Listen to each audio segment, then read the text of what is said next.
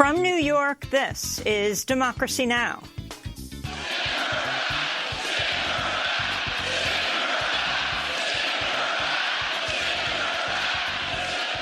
As President Trump tries to distance himself from the racist chants of "send her back" about Congressmember Ilhan Omar that he paused for 13 seconds to let ring out at his campaign rally this week, we'll speak with Professor Ibram X. Kendi, a descendant of slaves who asks, "Am I an American?"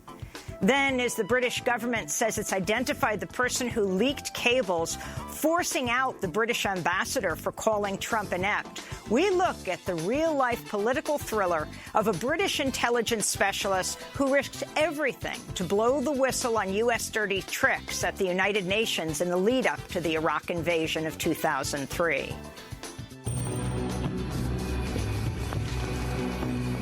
Did you get this email? The Americans want us to help them get a UN resolution for war. So, you work for the British government? No. No?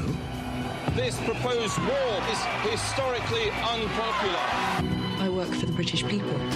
I do not gather intelligence so that the government can lie to the British people.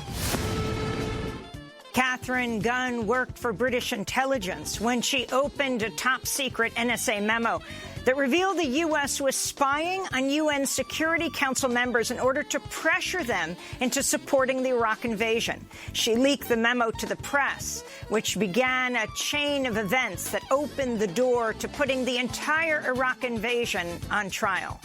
Catherine Gunn joins us live in studio to tell her story, along with the reporters from The Observer who she turned to with her leak. A new dramatic film is out. It's called Official Secrets. All that and more coming up.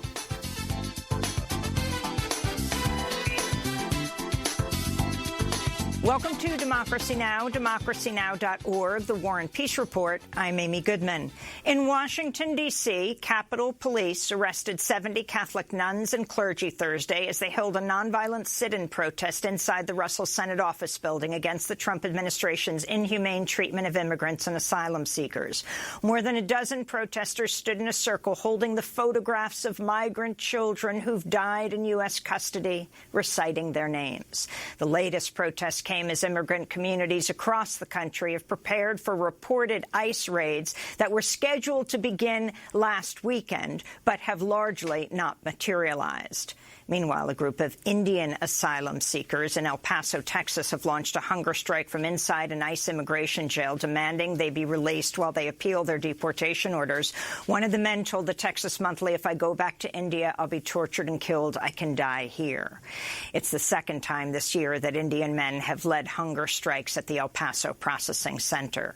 Back on Capitol Hill, House Democrats grilled President Trump's acting Homeland Security Secretary Thursday over migrant family separations, the deaths of children taken into U.S. custody, and reports of squalid, overcrowded, and dangerous conditions in U.S. immigration jails. This is House Oversight Committee Chair Elijah Cummings questioning the acting DHS chief, Kevin McAleenan.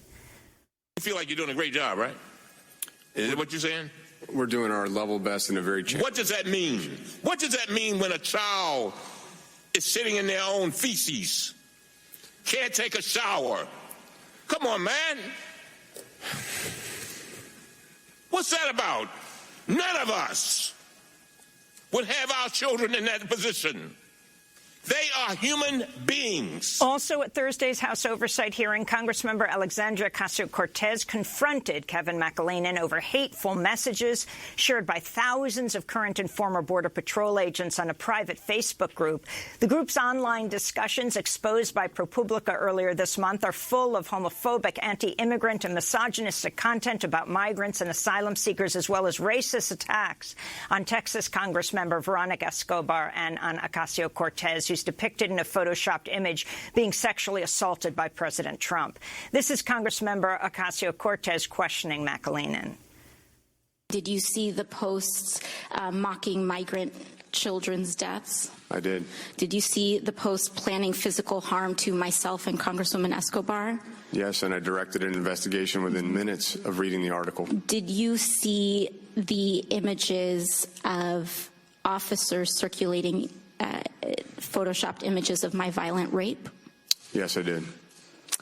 Are those officers on the job today and responsible for the safety of migrant women and children? So there's an aggressive investigation on this issue proceeding. You've heard the chief of the Border Patrol, the most senior female official in law enforcement across the entire country, say that these posts do not meet our standards of conduct, and they will be followed up aggressively. President Trump sought to distance himself Thursday from racist chants made by his supporters at a campaign rally in North Carolina Wednesday evening. Speaking from the Oval Office, Trump insisted that he, quote, felt a little bit badly about the chorus of "Send Her Back" directed at Minnesota Congresswoman Ilhan Omar, a naturalized U.S. citizen who was born in Somalia and came to the United States as a political refugee. She has been a U.S. citizen longer than the First Lady, Melania Trump. President Trump made the claim even though video of Wednesday evening's incident shows he did nothing to intervene as his supporters chanted "Send her back" for 13 seconds. Omar has a history of launching vicious anti-Semitic screeds.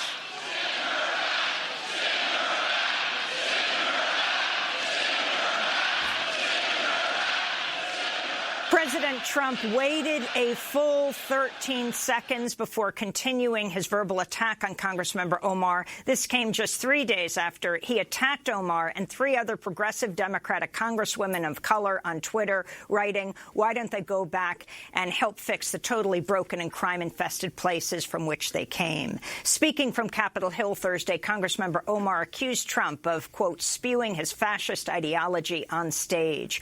Omar later flew home to her district in Minnesota, where she was greeted at the Minneapolis airport by scores of supporters chanting, "Welcome home, Ilhan." And when I said I was the president's nightmare, well, you're watching it now. Because his nightmare is seeing a Somali immigrant refugee rise to Congress. We are in the ring. We are in the people's house, and we are going to continue to keep fighting until we have the America we know we all deserve. Thank you. Later that evening, Congressmember Omar tweeted, "Home, sweet home." On Thursday, the chair of the House Homeland Security Committee asked the Senate's Sergeant at Arms, who also chairs the Capitol Police Board, to enhance security for, quote, certain targeted members. We'll have more on President Trump's latest racist remarks after headlines. The House of Representatives approved a bill Thursday that would raise the federal minimum wage to $15 per hour by 2025, while ending sub-minimum wages for tipped workers. In the Senate, Republican Majority Leader Mitch McConnell has said he will not allow a vote on the minimum wage. Meanwhile, domestic workers and their supporters are rallying behind a bill that would grant them the right to overtime pay, meal breaks, and collective bargaining. Under federal labor law, domestic workers are excluded from many of the protections most workers receive. The Domestic Workers Bill of Rights Act would change that. The bill is co-sponsored by Washington Congressmember Pramila Jayapal and California Senator 2020 presidential hopeful Kamala Harris. This is Ai-jen Poo, director of the National Domestic Workers Alliance. The need for child care and elder care is exploding, especially as the baby boom generation ages and people live longer. These are jobs that are not going to be outsourced. They won't be automated. These are going to be a large part of the jobs of the future. And now, thanks to all of you, we are going to make these jobs good jobs. Domestic workers are among the lowest paid workers in the United States and suffer high rates of wage theft and sexual harassment on the job. President Trump said Thursday he'll nominate Eugene Scalia as his next Secretary of Labor. Scalia is the son of the late far-right Supreme Court Justice Antonin Scalia. He previously served as the Labor Department's top lawyer under President George W. Bush. As a partner at the law firm Gibson, Dunn & Crutcher, Scalia has a long history of opposing labor unions on behalf of corporate clients, including Walmart. Much of Scalia's legal work has been aimed at stopping the Dodd-Frank financial regulations enacted after the 2008 financial collapse. Last week, Alex Acosta resigned as labor secretary amidst the uproar over an extremely lenient plea deal he granted to the wealthy serial child sex abuser Jeffrey Epstein in 2008, when Acosta was a U.S. attorney in Florida. Meanwhile, a federal judge in New York has denied bail to Jeffrey Epstein, declaring him a danger to the community and a significant flight risk. U.S. District Judge Richard Berman pointed to a raid by investigators on Epstein's New York mansion earlier this month that found piles of cash cash, stashes of diamonds, and an expired passport with Epstein's photo next to someone else's name listed under a Saudi Arabian address. Iran is denying President Trump's claim that the U.S. military shot down an Iranian drone in the Strait of Hormuz. The competing claims came as the Trump administration demanded Iran immediately release an oil tanker seized in the Gulf by Iran's Revolutionary Guard. Iranian state media said the foreign ship was carrying 1 million liters of oil being illegally smuggled out of Iran. In Afghanistan, at least 12 people were killed, almost 90 wounded Thursday as a pair of car bombs exploded at the gates of police headquarters in the southern city of Kandahar. The Taliban claimed responsibility for the attack. Hours later, at least 8 people were killed, 33 others wounded when an explosion tore through the entrance to a university in the capital, Kabul. This comes as U.S. officials and the Taliban continue peace talks in Qatar aimed at ending the longest war in U.S. history, now in its 17th year.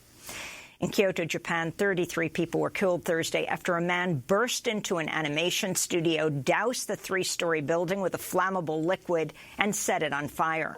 Police arrested a 41-year-old man after the arson attack on the Kyoto Animation Company. Witnesses reportedly heard the suspect shout, "They stole my ideas and they copied my novel." As police arrested him, if convicted, the man could face the death penalty.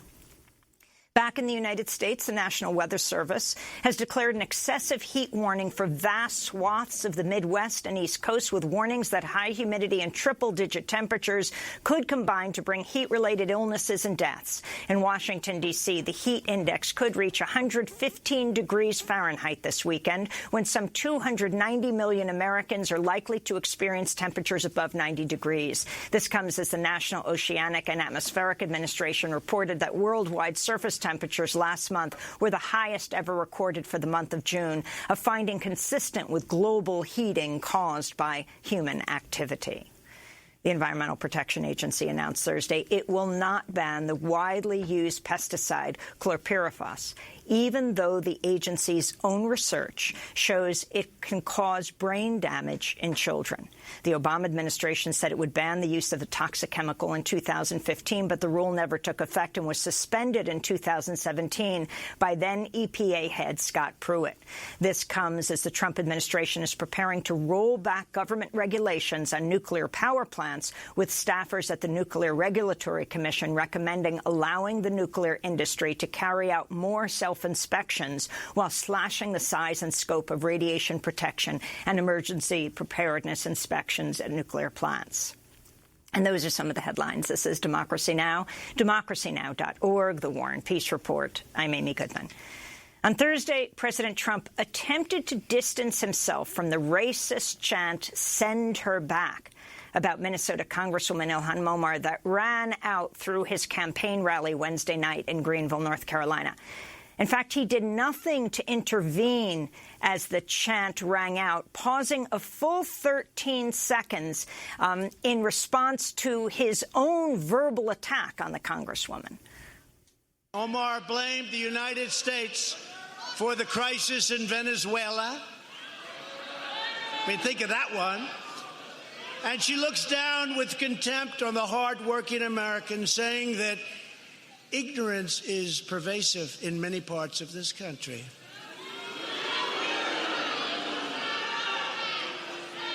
And obviously and importantly, Omar has a history of launching vicious anti-Semitic screeds.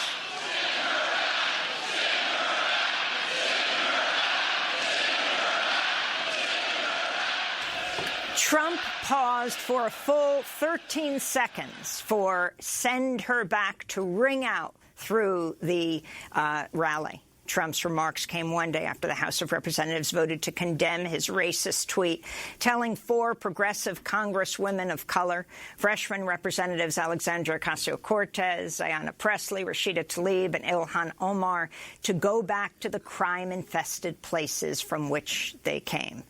3 of the congresswomen were born in the United States. Omar is a naturalized U.S. citizen who was born in Somalia. She has been a citizen longer than First Lady Melania Trump. Despite outrage about Trump's tweets, the president doubled down on his racist attacks, saying the congresswomen were hate-filled extremists who are constantly trying to tear our country down.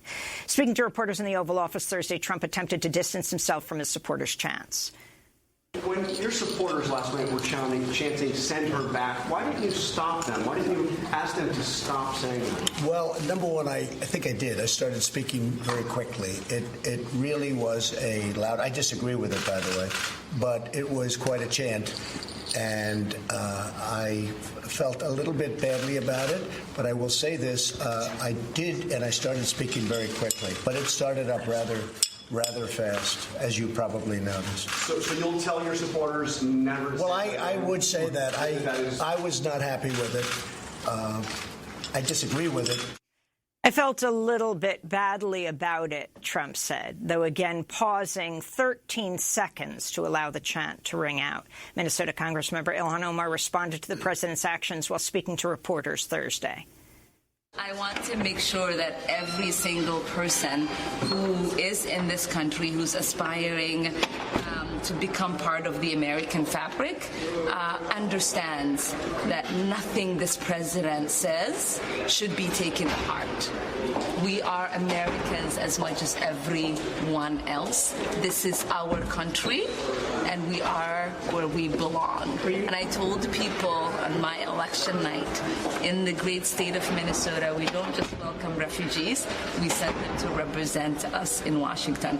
And as much as he's spewing his fascist ideology on stage, telling U.S. citizens to go back because they don't agree with his detrimental policies for our country, we tell people that here in the United States, dissent is patriotic. Here in the United States, disagreement is welcome, debate is welcomed, and especially in the People's House, all of our voices are uplifted and heard.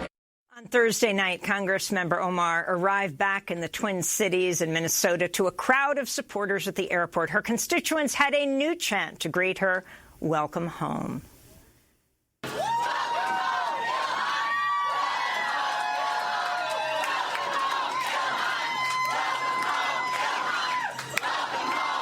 Congressmember Omar retweeted this video Thursday night, writing, "Home, sweet home." For more, we go to Washington, D.C., where we're joined by Ibram Kendi, professor of history and international relations and founding director of the Anti-Racist Research and Policy Center at American University. He's a National Book Award-winning author of Stamped from the Beginning, The Definitive History of Racist Ideas in America. His forthcoming book, out in August, How to Be an Anti-Racist. In his latest piece in The Atlantic, headlined, "Am I an American?" Professor Kendi writes, President Trump's tirade against 4 minority congresswomen prompts the question, whom does he consider to be American? Professor Kendi, welcome back to Democracy Now! Respond to all that's happened this week. The House didn't censure President Trump, but it did criticize him for his attack on the 4 congresswomen, telling them to go back to their crime-infested countries, and of course they're all U.S. citizens. Yeah, and I think my response to this week is I think we have to continuously recognize that there's a certain segment of people in this country who imagine that the home of America is for white people, and that when people of color come into that home and criticize that home, they say, how dare you come into my home and criticize my home? You might as well go back to your home. But what if it's their home too? And what if they have the right to criticize it too? And what if they're trying to make that home better? And I think this sort of week has showed us that how we're sort of imagining who is American and what is America. And, of course, that's a debate, as you know, Amy, we've been having for a very long time in this country. Title of your piece is, Am I an American? Explain why you wrote that. Well, I think first and foremost, this idea of go back to your country, or in my case, go back to Africa, is something that people of color and black people have been hearing really from the beginning of this country. And it's always caused some of us to question, are we an American? At the same time, particularly in our era, it is rare that a white person hears this idea, hears this sort of shout to go back to your country, because it's assumed that they are an American. And so I just wanted to really speak through and talk through and really think deeply about the literal impact that what Trump said is having on people, and connect that to the history of people being told to go back to their countries. In your piece, Am I an American?, you write, I'm tolerated until I'm not. I can dine on American soil until I demand a role in remaking the menu that's killing me, like those 4 progressive congresswomen of color. House Speaker Nancy Pelosi has told Representatives Ilhan Omar of Minnesota, Ayanna Pressley of Massachusetts, Rashida Tlaib of Michigan, and Alexandria Ocasio-Cortez of New York to get in line to be a Democrat, in the way I'm told by moderates away from Capitol Hill to get in line to be an American. I hear the moderate message of compliance, of assimilation, of being happy just dining, and I hear the message from the man with the blood-red hat defending the moderate and giving me an ultimatum. Can you unpack that for us, Professor Kendi? Sure. So I wanted to really talk through and discuss the distinction between someone like Trump, who more or less says, as I write in the piece, that if you do not act like a slave, then you are essentially not an American and you need to go back to where you come from the moderate, or even to a certain extent the liberal, who says you are an American and this is the way you're supposed to act as an American. You're not supposed to speak Spanish. You're not supposed to dress that way. You're not supposed to look that way. You're supposed to do this in order to essentially function in politics. And so one is essentially the one is telling us to essentially be slaves, don't ever critique or leave, while the other is essentially trying to assimilate us into this singular sense of what an American is. Can you comment on the fear that these congresswomen now feel? Because they have been so targeted, Democratic officials are afraid, for example, for the safety of Congressmember Omar, calling for authorities to evaluate her security as well as the others. I think these 4 congresswomen obviously are very well versed in American history and even, of course, the racial terror and violence that still persists. And they know that the people who have been most likely to be affected by this violence, whether you're talking about the lynching era or even whether you're talking about the era of police violence today, are people who resist, American policies, are the people who resist police officers, are the people who resist racism. And so as 4 of the most sort of visible resistors of American racism and sexism and imperialism, it makes complete sense that they would fear violence happening one day to them. I want to ask you about how the media has been covering Trump's racist attacks and also the broader conversation about racism that's emerged. People were particularly enraged that CNN had Richard Spencer on, the avowed white supremacist, to talk about Trump's comments. In a news conference earlier this week, Congressmember Omar said this is the agenda of white nationalists, whether it's happening in chat rooms or it's happening on national TV. Professor Kendi, how can the media be anti-racist instead of complicit? Well, I think the media should use words. You have words like racist, which is a descriptive term, which describes people who are expressing racist ideas that certain racial groups are better or worse than others, and people who are supporting racist policies that yield racial inequity. And then you have terms like anti-racist, which are people who express notions of anti-racist ideas of racial equality and support policies that yield racial equity. And so when reporters and journalists see people who are expressing racist ideas, they should describe that person as racist. When they see and hear people expressing anti-racist ideas, they should describe people who are expressing who are being anti-racist. It is critical for the media to use words, to use descriptive terms in the way they use it in other ways. I mean, they're going to talk about this weekend as being very hot, as they should. I also wanted to ask you about White House counselor Kellyanne Conway defending Trump's racist tweets this week. When a reporter asked her about it, she responded by asking him his ethnicity. If the president was not telling these four congresswomen to return to their supposed countries of origin, to which countries was he referring? What's your ethnicity? Why is that relevant to this conversation? No, because I'm asking you a question. My ancestors are from Ireland and Italy. Kellyanne, my own ethnicity is not relevant to the question I'm asking. No, it is. Because you're asking about, he said originally. So that's Kellyanne Conway asking Andrew Feinberg, the White House reporter, his own ethnicity.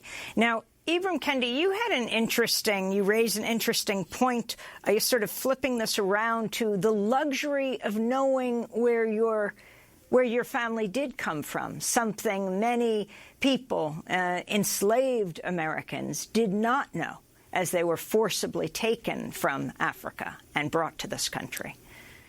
Yeah, I think that's what makes it particularly painful for descendants of enslaved Africans, because I think many of us, of course, know that our ancestors are from Africa, but we cannot necessarily pinpoint exactly where. When we think of Africa, we think of course, Mother Africa. Many of us imagine Africa as, to a certain extent, a place of origin, but at the same time, we can't pinpoint where. So when you say, go back to our country, it's hard for us to not respond, well, what country?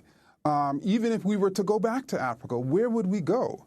And I think that's what it just sort of reminds us of the slave trade, that millions of people were not only killed, but separated from their ancestors against their will. And now they're saying to us, against our will, to go back to our countries.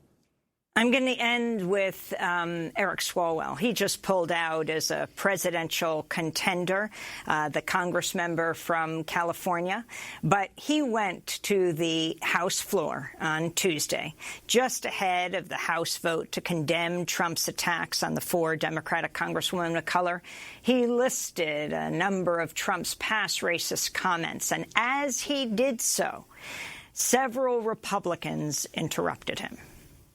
We have an opportunity today to condemn or condone. Birtherism is racist. Saying a Mexican judge can't be fair because of his heritage is racist. Saying immigrants from Mexico are rapists is racist. Saying there were good people on both sides in Charlottesville is racist. Calling African countries whole countries is racist. And telling four members of this body to go home is racist. Gentleman will state do you think it's not racist? Gentleman will state his point of order. Do you think it's not racist? The gentleman will suspend. Gentleman will state Is that what you're saying right now, Mr. Collins? Gentleman will suspend. Mr. Collins, is it not racist to say these things? Because you can say that right now. The gentleman from California is out of order. The gentleman from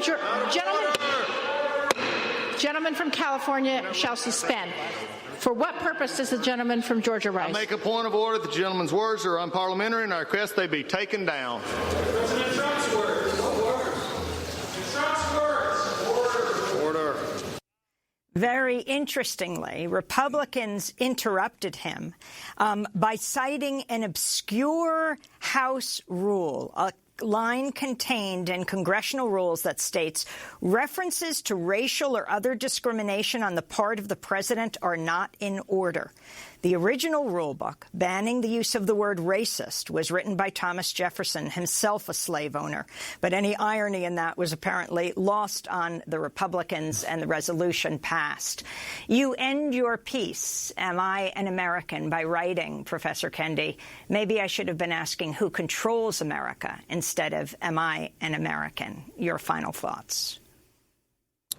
I wrote that because whoever controls America is really the one who's going to determine who is an American. And I should also add that when we say someone is being racist, we are not making a personal attack, as some of those House Republicans made the case. We're describing them. So this isn't about attacking anyone. This is describing what they're saying. This is describing what they're doing. This is not about what's in somebody's heart, what's in somebody's bones, what's in someone's organs. This is about what's in their words and their actions. And that's how we determine who is being racist or anti-racist. Ibram X. Kendi, founding director of the Anti-Racist Research and Policy Center at American University, his forthcoming book, How to Be an Anti-Racist. And we'll link to his piece in The Atlantic, headlined, Am I an American? Ibram Kendi will be back on Democracy Now! In just a few weeks when his book comes out. This is Democracy Now! I'm Amy Goodman. When we come back, a whistleblower joins us who has lessons for us, an act she engaged in more than 15 years ago. Stay with us. Sola voy con mi pena, sola va mi condena. Correr es mi destino para burlar la ley, perdida en el corazón de la grande Babilón. Me dicen clandestino por no llevar papel. Pa' una ciudad del norte yo me fui a trabajar. Mi vida la dejé entre Tijuana y Bagdad. Soy una raya en el mar, fantasma en la ciudad. Mi vida va prohibida, dice la autoridad. ¿Qué será de nosotros si no pensamos en los niños?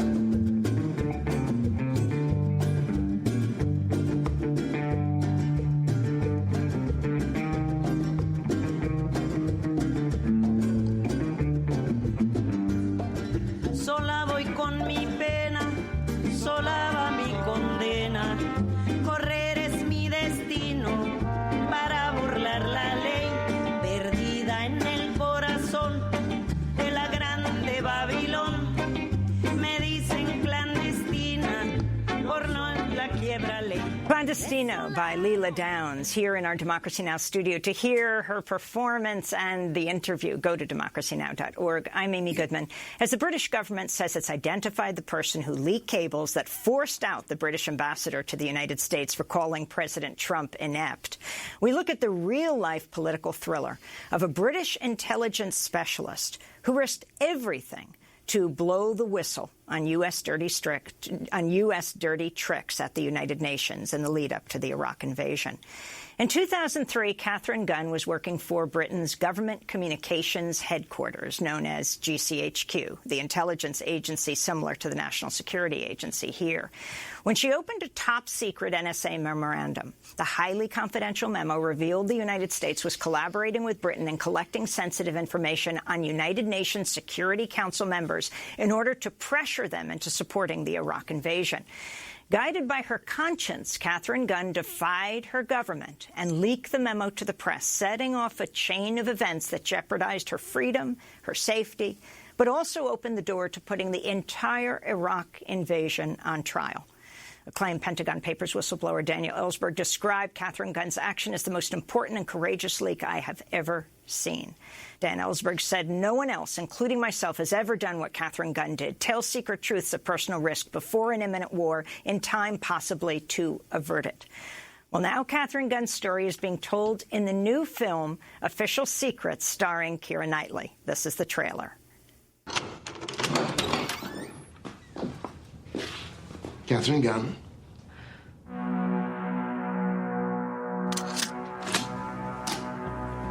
What were you employed to do?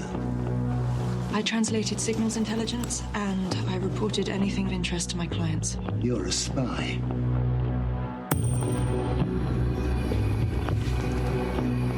Did you get this email? The Americans want us to help them get a UN resolution for war. So, you work for the British government? No. No? This proposed war is historically unpopular. I work for the British people. I do not gather intelligence so that the government can lie to the British people. intelligence may be being manipulated to take this country to war. I could get you a copy. You're asking me to collude in a breach of the Official Secrets Act. Some call that treason.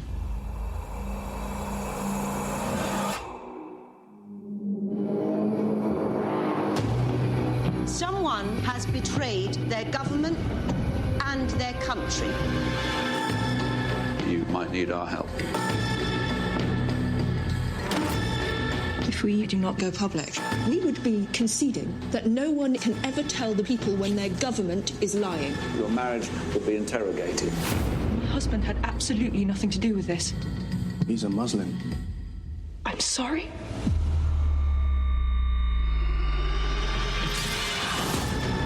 You chose loyalty to your country over loyalty to your government, your marriage, and yourself. I think that speaks rather highly of you. Catherine Theresa Gunn, you're charged with an offence of the Official Secrets Act. Do you want to risk it all? How do you plead? That's the trailer for the new movie Official Secrets, based on the true life story of whistleblower Catherine Gunn. At the time, her actions received very little attention from journalists in the United States, unless you were watching Democracy Now! In 2004, Democracy Now! Interviewed Catherine Gunn. I asked her why she decided to leak the memo. When I saw this email asking GCHQ's help to bug the 6 swing nations to get a vote for war with Iraq, I was very angry at first and very saddened that it had come to this, and that despite all the talk from both Tony Blair and George Bush about how important it was to get the UN on board and to legitimize any kind of aggression, that they were actually going around it in such low-handed manner. So I decided that the risk to my career was minute compared to the upcoming war in Iraq, and the best thing to do for me was to leak this information to the press so that everybody else could have the information, and hopefully it could avert this disastrous course of events that have occurred. So that was Catherine Gunn back in 2004. It's 15 years later. For more on this incredible story and the real-life thriller that is coming out on August 30th in movie theaters around the country, our guest, Catherine Gunn, is played by Keira Knightley. We're joined by Catherine Gunn herself, the whistleblower, former employee of Britain's Global Surveillance Center, GCHQ, played by actress Keira Knightley. Yes, we're joined also by Martin Bright, who is the journalist who reported Gunn's revelations in The Observer, as well as Ed Vulemi. He was the Observer journalist who was working in Washington on this story as well with Martin. At the time, their paper, The Observer, was openly supporting the Iraq invasion leading up to it. Also with us, the Director of Official Secrets, Gavin Hood. We welcome you all to Democracy Now! And it's so relevant to be talking about this today, as the British government is talking about cracking down on the leaker of the memos of the U.S., the British ambassador to the U.S. That forced him out. He was forced to resign. Because it showed that he called President Trump inept, and he said, you know, the singular reason that the Trump administration pulled out of the Iran nuclear deal was because it was signed by President Obama and other issues. But they not only are saying they are going to crack down hard on the leaker, but they're also saying they will crack down on the press, any press that reports this in Britain. We thought it was really interesting to talk to you at this time. But Catherine, how old were you in 2003? Again, this is before the Iraq War. January of 2003, Iraq War was in March. Tell us the moment. You're sitting at the equivalent of the NSA. You worked for GCHQ in Britain.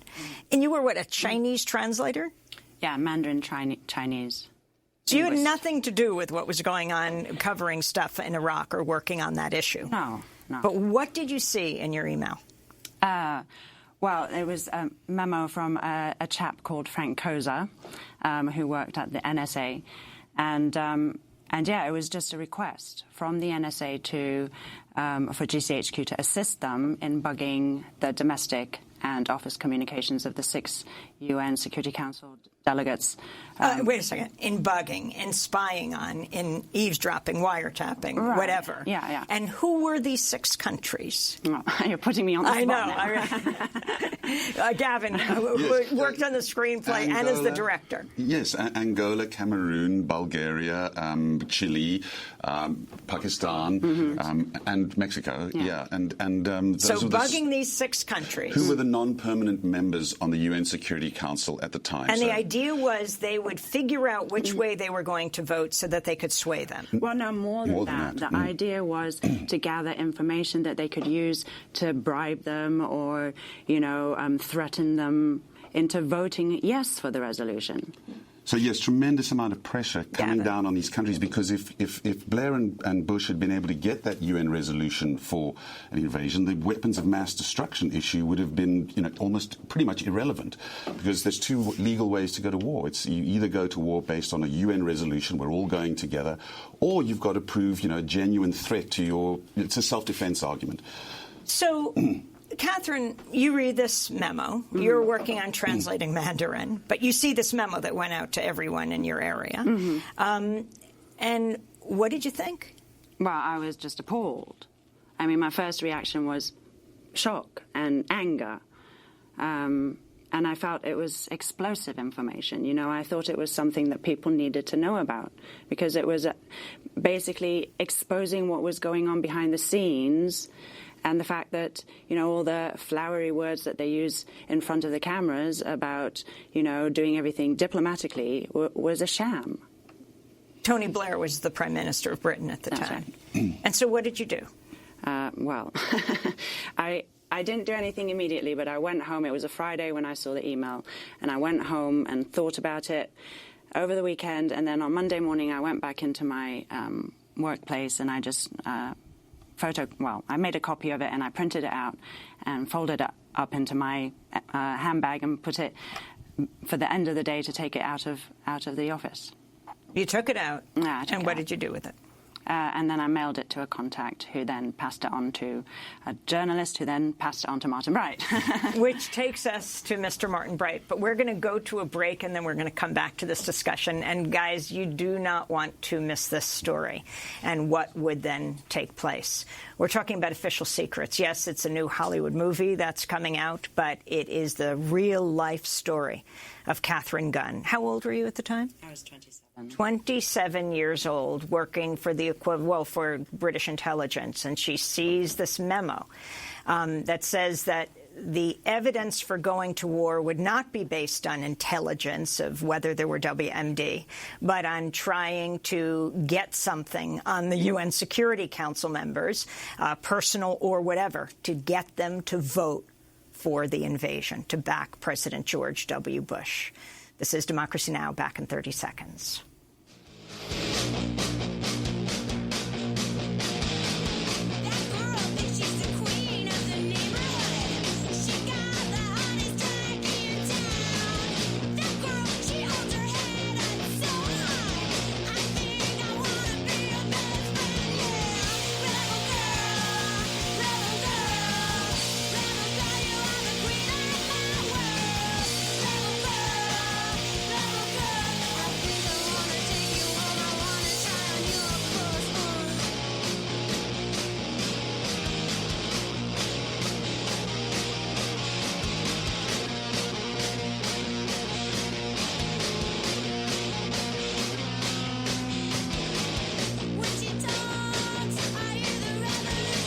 Rebel Girl by Bikini Kill. This is Democracy Now! I'm Amy Goodman. We're looking at the real-life political thriller of a British intelligence specialist, Catherine Gunn, who risked everything to blow the whistle on U.S. dirty tricks at the United Nations in the lead-up to the Iraq invasion in 2003. Yes, in 2003, Gunn was working for British intelligence, that's GCHQ, the intelligence agency similar to the NSA, the National Security Agency, when she leaked a memo revealing the United States was collaborating with Britain and collecting sensitive information to hold over UN Security Council members to get them to support the Iraq war. Gunn's story being told in Official Secrets. This is a clip.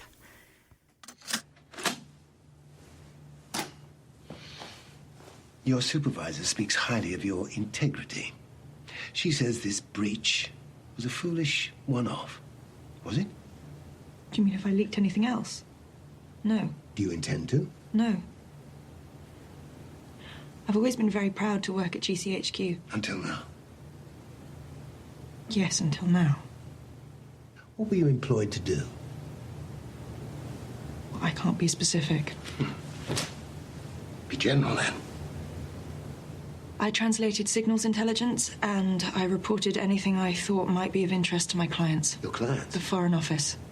The Ministry of Defence. So, you work for the British government? No, not really. No? Governments change. I work for the British people. I gather intelligence so that the government can protect the British people. I do not gather intelligence so that the government can lie to the British people. With respect, Mrs. Gunn, you're a spy. Yes. You gather information from people's phones and computers, and you feed that to your clients. Yes. You eavesdrop on private conversation. Yes. And now you're upset at being asked to do that to members of the Security Council. Detective, I don't object to being asked to collect information that could help prevent a terror attack. What I object to is being asked to gather intelligence to help fix a vote at the UN and deceive the world into going to war. 600.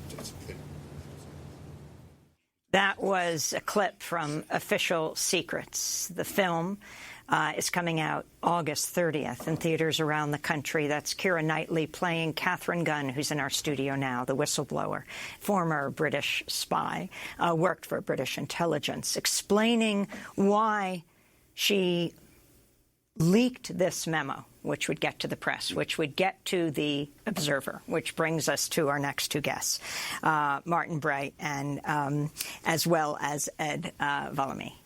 Martin, talk about how you got this memo. You actually, at that point, had never met Catherine Gunn. No, it was a very unusual situation. We were handed a simple sheet of A4 paper that was had a series of words typed on it, and whereas usually with a whistleblower you would work very closely with them directly, Catherine didn't come to me.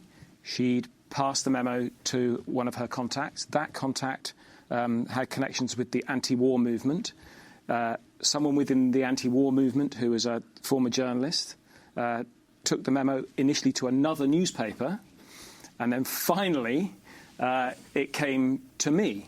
And on the face of it, it looked like an extraordinary story. You know, it's not every day you get a top-secret memo, and not just a top-secret memo from GCHQ, but a top-secret memo from the NSA sent to GCHQ. It looked like a very exciting story, but the difficulty was that it was just words typed on a piece of paper.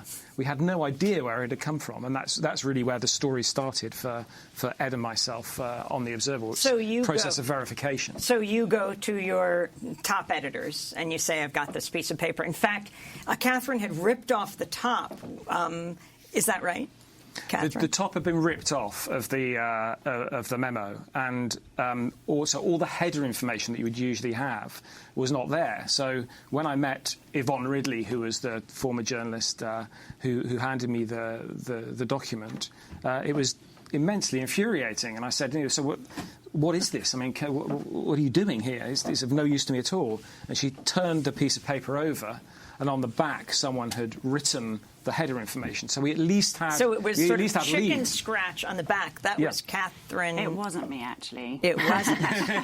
It wasn't. We have to protect the innocent But talk about this. Your argument to the editors, you think this is real, but you do have to track it down and explain what the header said, who you had to verify this with. Yeah, so the header information included the name Frank Koza, who was the NSA's head of regional targets at the time. And so we had at least that. We had at least the name. And it also, the memo itself contained language that was consistent with intelligence service language. So we had experts look at that as well. So you call Ed and you say, can you track down this guy, among many other things? So initially, we were quite nervous. I was quite nervous. I talked to a couple of colleagues about it, about even taking it to the editor, because you don't want to take a half-baked story to your editor, particularly at the time of intense pre-war preparation. The drums of war are rolling at that period. But we were within the... Of course, that's the time you should run the fastest to the editor. But only with a story that you know is true. Mm-hmm. And so we knew that time was short, and at the time, the Observer newsroom and the Observer itself was split, because some people supported the war, some people didn't. But there were a group of journalists within the newsroom who trusted each other, had worked together previously. The paper had come out supporting the war. That's the critical point. The editorial line was supporting the war, but obviously there were those of us within the paper who didn't. And it was a very collaborative place. And I knew that I needed help. And I knew that Ed was an extremely experienced journalist. So I called him and asked him if he could do anything to help track down Frank Koza or the reality or otherwise of this individual. The guy at the NSA. And, Ed, you're played by Rhys Ifans brilliantly in this movie, Official Secrets. But so you have to track down Frank Koza. What do you do? Well, indeed, brilliantly played. It's so busy. These actors are so clever, Amy. It's like he's more me than I am. I mean, and likewise, the other performances extraordinary in this film. Yes, I mean, these were, as Martin has suggested, divisive, divided, bitter, difficult times. Sound familiar? Plus ça change. The war. I mean, our obligation is not whether we support or are against the war. Our obligation is to the truth, and truth was having a hard time at the Observer at that point. There's a backstory. This is Catherine's story we're talking about, but there is a backstory in the film which plays its part, which is, and I'll be quick on this. I had found a source called Mel Goodman, namesake of yours, who was the ex-head of the Soviet desk at the CIA, had kept his clearance, wise man, and he had told me over 2 meetings, we know that Saddam Hussein has no weapons of mass destruction. The CIA knows it. Everybody knows it. 2, there is a shadow intelligence operation going on through the Pentagon. All your favourite names on this programme, Douglas Feith, Paul Wolfowitz, Richard Pearl, your viewers will recall them. I hope not for their sake, but some of them will. They're basically cooking it. They're cooking this up. It's not true. I filed that story 7 times to the Observer. I could not get it in the paper. I didn't know why, but I was going nuts, and Rhys Ifans plays the outraged insanity rather well, to my embarrassment. But he does a good job. And so I was going crazy. It later emerged that the newspaper was collaborating very, very closely with Tony Blair and his sort of enforcers to keep this kind of thing out of the paper. So where I had failed with my whistleblower, Mr. Goodman, Martin, with brave and extraordinary Catherine Gunn, succeeded. But this needed finding Koza. Now I asked around. I asked Mr. Goodman, I asked others, can you help me find this guy? Because you had to get an extension number. They won't just put you through to a man who doesn't exist in a place that doesn't exist. Well, Martin, you tried that. I did rather naively try calling the press office and getting an interview set up at the NSA. Yeah. You said, may I please speak to Mr. Koza? Mr. Koza, and they said, we don't give out names in this institution, Mr. Bright. So you find Yeah, I came upon an extension number, and that's when you get through. I tried too. And what'd success. You say? I put on an American accent, and I said, "Okay, Mr. Gonzalez, please, could you put me through?" Who's talking, sir? I can't say. Just put me through. And sure enough, Frank Koza. That was a good moment. I said, "Mr. Koza, yeah, who's that?" I said, "I'm ringing about the GCHQ memo that you sent." Click, but at least. So you've got to prove, Martin Bright, you're able to move forward with the story, and it is explosive. What was the headline? It was the NSA tricks at the NSA dirty tricks at the UN. Yeah. Mm-hmm. And talk about what happened then. I mean, you were the man of the hour. You walk in, people are cheering you. You've got CNN, you've got BBC, you've got everyone on the line. They want to interview Martin Bright because you've got the story of this memo. You didn't know who Catherine Gunn was, who had leaked it, but you had the story of the memo that was going to get the goods on these UN Security Council members, and which would force them to vote for the invasion of Iraq. Yes. Everyone's booking you. Yes. And then everyone, Fox, CNN, and then they all cancel. Yes. It was an extraordinary moment. It was, it's every journalist's dream to have these, front page splash stories that get followed up around the world. It was particularly explosive in Chile, which had obviously been used to American intelligence. Chile was one of the six. Was one of the 6 nations. We were getting calls from all over the world, and it was. We got to make this fast. We have 3 minutes. It was one of those huge stories, and then one by one, the American networks pulled out. We still don't know to this day why they did that. Some of it was to do with complications over an unfortunate spell check within the memo. Well, this is the key, absolutely astounding moment. Yes. You print the memo. In its entirety, yes. That's right. And but the spelling of it is British spelling. Yes. So we had a terrible moment where we'd seen organisations follow the story up. The Drudge Report, famous right-wing website, had followed the story up, and then they changed their headline from Condi Rice orders operation at the NSA and GCHQ to British newspaper prints fake memo. Right, because it said like FAVOUR instead of VOR. These details on... And so that proves it's a fake memo, they think, but it's just because the copy editor ran it through spell check. It was cock-up rather than conspiracy, and it was a terrible moment when I had to look in my drawer. But, Catherine Gunn, you're home. You see this headline splashed across the front page, and your memo that you had leaked was right front and center. Yeah. You promptly threw up? Well, no, I was in the shop when I saw it. So, but I felt like straight away it was emblazoned across my forehead. It's me, look at me, target, right here. And I was petrified. I was trembling like a leaf, and I pretty much ran home, and my husband, Yasha, was still in bed, and I just collapsed. Yeah. And talk about you risked everything. In fact, your husband, would they attempt to deport him?